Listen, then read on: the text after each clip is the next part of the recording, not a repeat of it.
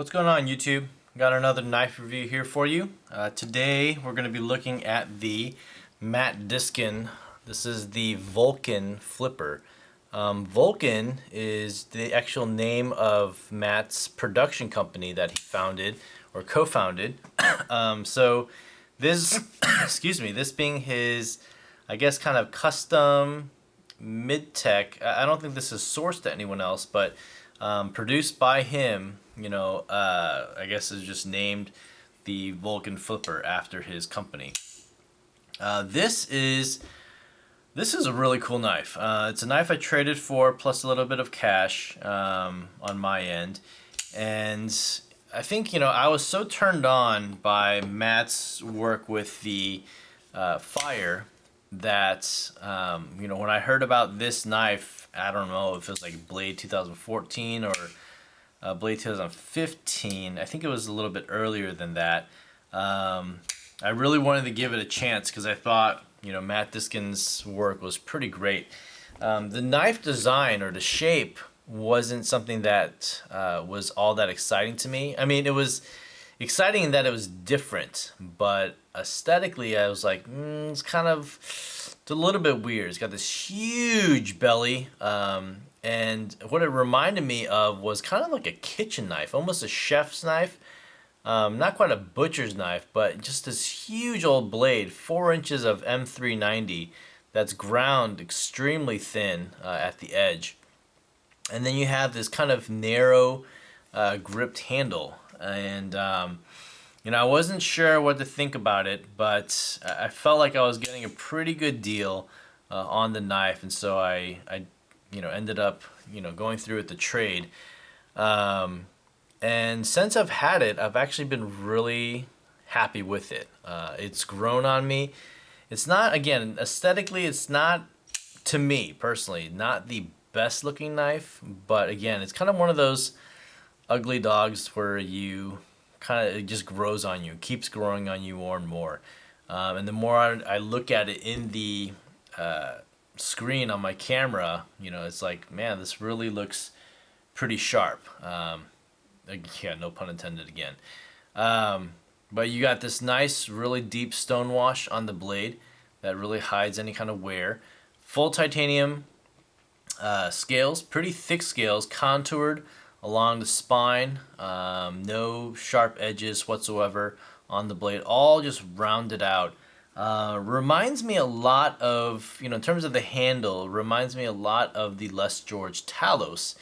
And I later on learned that actually Matt Diskin gets a lot of insight and input from Les George. And so it's definitely not a direct copy of the Talos, but you do see some design elements that are maybe a little bit familiar. On the back of the blade, you've got a full titanium spine that's been anodized. And then you also see kind of a decorative pivot in there. And then on the rest of it, you see titanium anodized hardware for these 3 screws to secure the handles together, as well as bronze titanium screws to secure the steel lock bar insert, a long insert, in that lock bar, which is kind of unique, to see one that's so pronounced and somewhat thin, and then you have titanium pivot hardware as well. This is running on, I believe, ceramic bearings, but it is, I'm pretty sure that's a steel, a steel detent ball. Now, the interesting thing about this knife as well, if you guys know Emerson's, Emerson's have a double detent, or at least the productions do. I'm not sure if the customs, yeah, the custom does as well. And so when you look inside the pivot area of the Emerson, you see that on this side, on the opposite side of the lock bar, there's a little detent. There's a cutout on the titanium frame side, or on the production, it's going to be a steel side. It's a little bit of a cutout that then is bent out, and there's a detent ball that is set within that little cutout. And so what happens is you actually have 2 detents on both sides of the blade. I'm sorry, one detent on each side of the blade. And it doesn't, I mean, it doesn't make for any, smoother deployment. And actually, I'm not even sure what the purpose of that, double detent is, to be honest. But I thought I would just mention it. And the reason why is because on the Diskin, it has a detent, a secondary detent that's on this side of the presentation scale.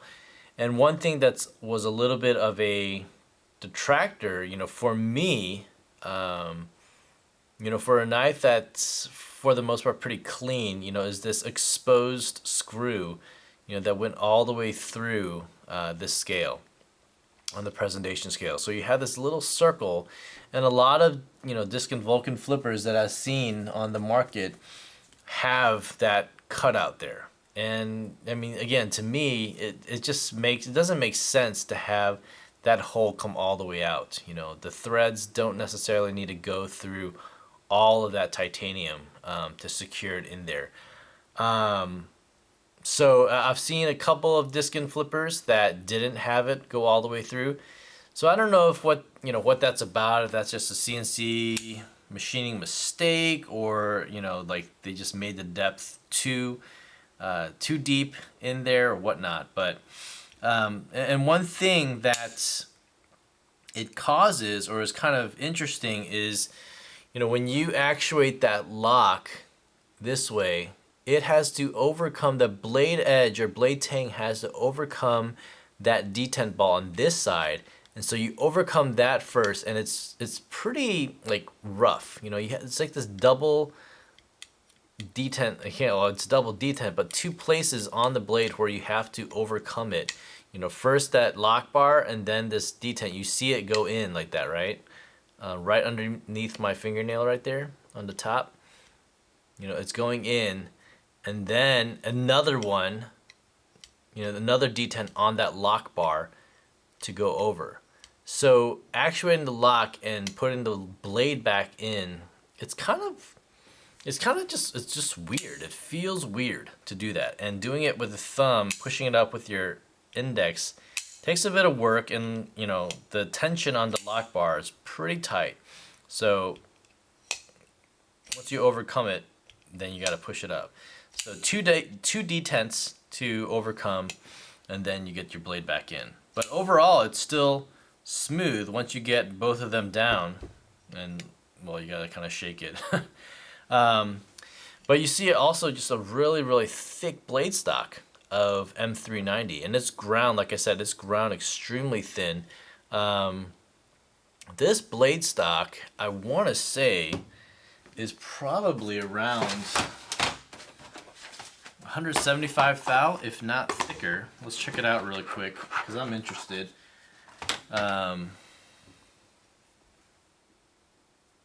change it here to inches.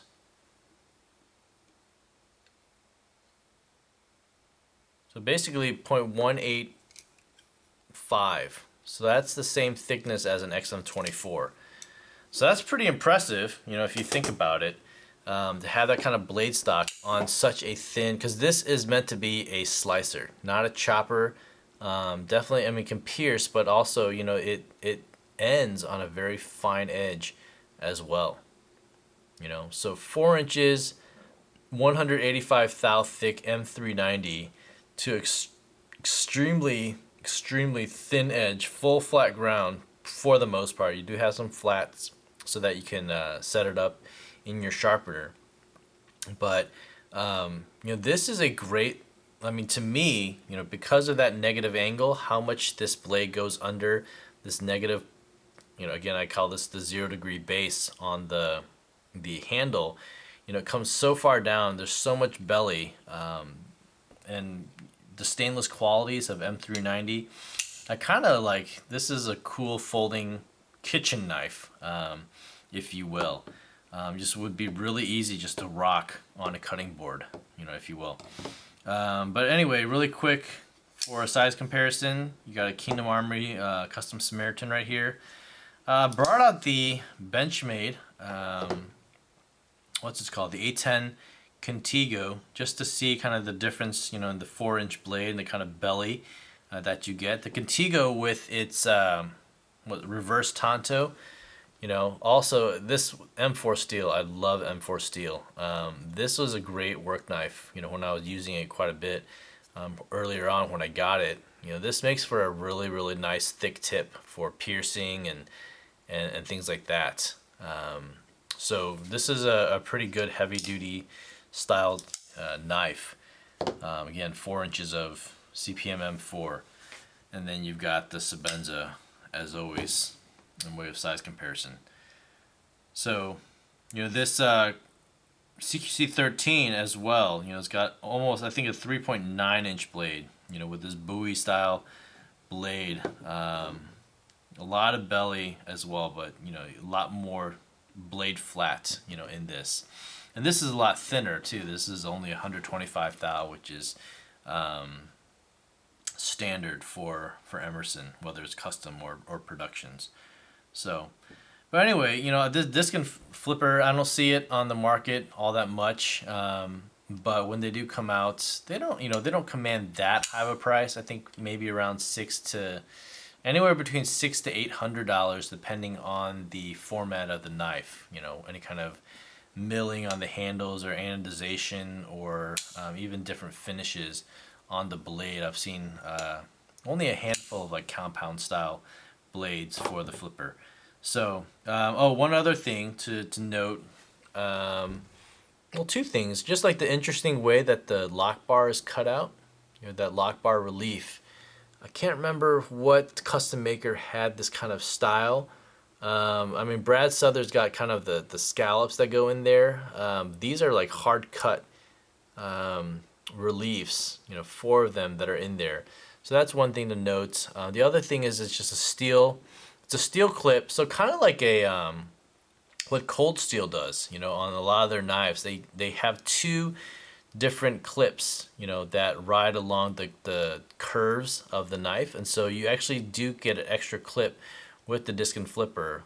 These are titanium screws, as well as I think this is a titanium little insert right there. I could be wrong on that one, so it might just be a steel insert. But it's cool that you can have a, you know, left hand, right hand carry option, and it doesn't look too bad. You know how it's like this, you know, almost kind of the way a Hinder is set up with its little lock bar insert and whatnot. So, yeah, so those are really the only things, you know, that are interesting about the knife, you know, in terms of a steel, you know, again, the steel clip that's been flamed by Matt Diskin, interesting lock bar cutouts for that knife, lock bar as well. So, anyway, cool knife. It really is a cool knife, and it really grows on you, in my opinion. Hard jimping, ergonomics are all really, really good. Hugs your hand pretty well because of the thick slabs of titanium. So, yeah. So those are my quick thoughts and impressions of the Matt Diskin Volcan Flipper. Let me know what you guys think in the comments down below. And as always, thanks for watching, and I'll see you on the next vid. Take care. Bye.